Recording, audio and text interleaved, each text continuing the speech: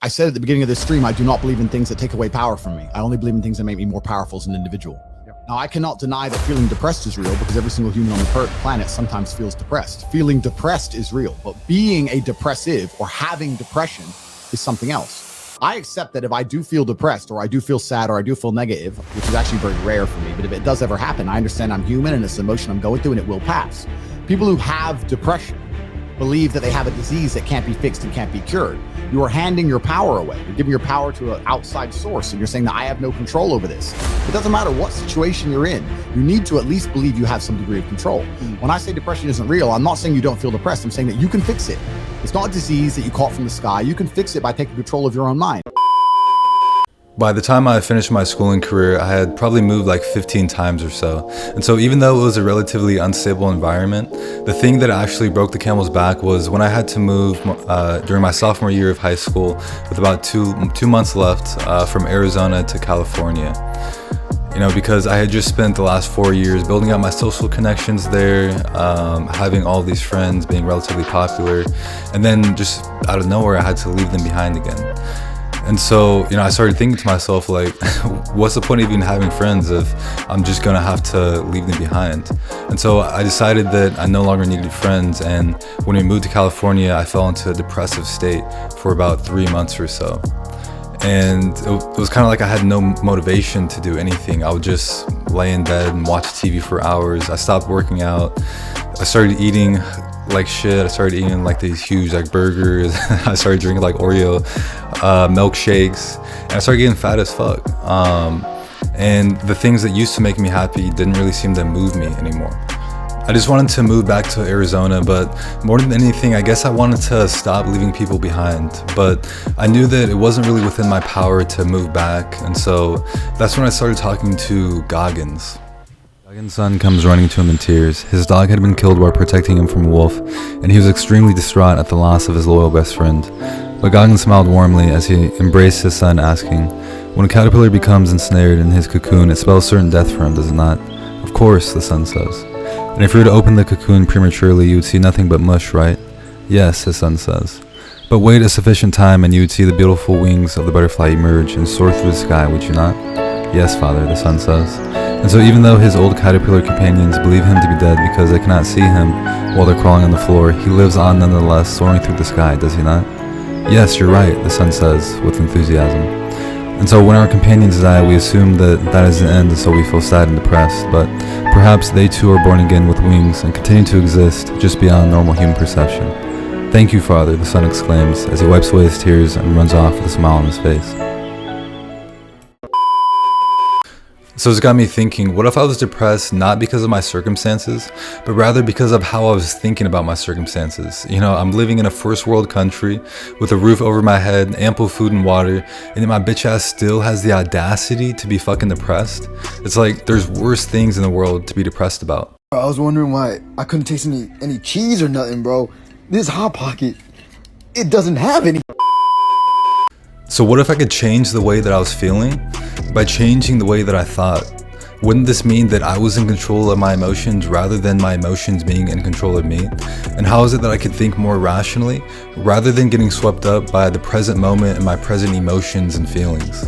So I had all of these thoughts swirling around in my head, but not a lot of questions. And so that's when I came across the book Feeling Great by cognitive behavioral therapist David Burns, who explains that, you know, these various forms of human suffering, such as unhappiness, worrying, shyness, so on and so forth, are transformed into these mental disorders, creating the impression that there's something wrong with you as a human being, when in actuality these negative thoughts and emotions reveal what's most right and beautiful about ourselves rather than what is most wrong and defective. Now, before you click off this video thinking, you know, this dude's lost his damn mind, he's absolutely insane, because, you know, it does take a bit of time to wrap your mind around this new way of thinking.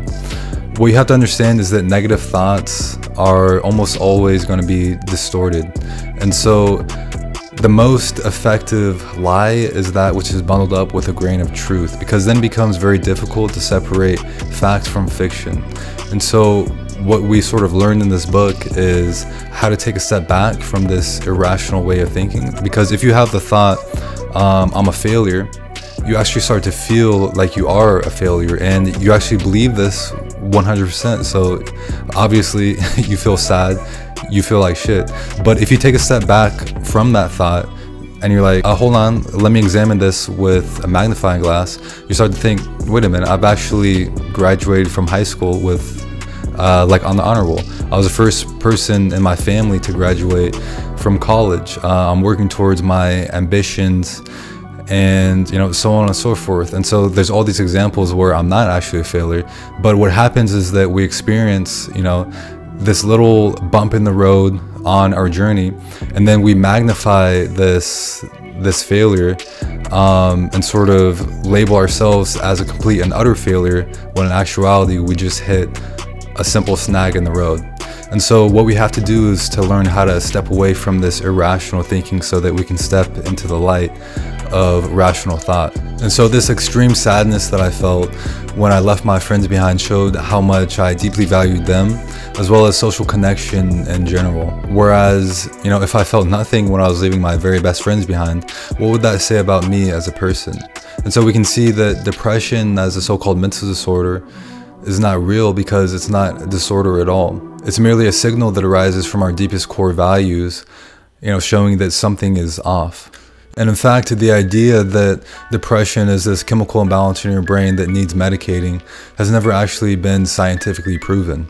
And so the crazy thing is that when we accept the positive message that is hidden in our negative thoughts, we no longer need to beat ourselves up over them and cling to them, as we allow ourselves to hear the message that they were ultimately trying to convey. Because they fundamentally occur as a result of us being out of tune with our core values and act as a sort of negative feedback mechanism to get us back on track. So when I finally allowed myself to see the positive side of my negative emotions, I actually stopped being depressed, and I didn't need to start popping all of these depression medications as though there was something inherently off and defective about me.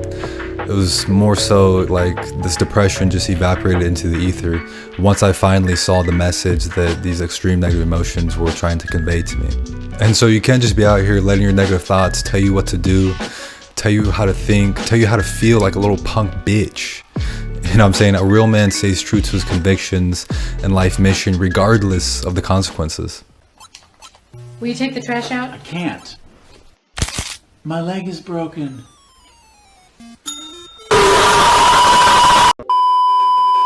And so nowadays, whenever I feel an intensely negative emotion, I try and, find the message that that emotion is trying to convey to me, so that I can move forward with my life and stay true to my core values.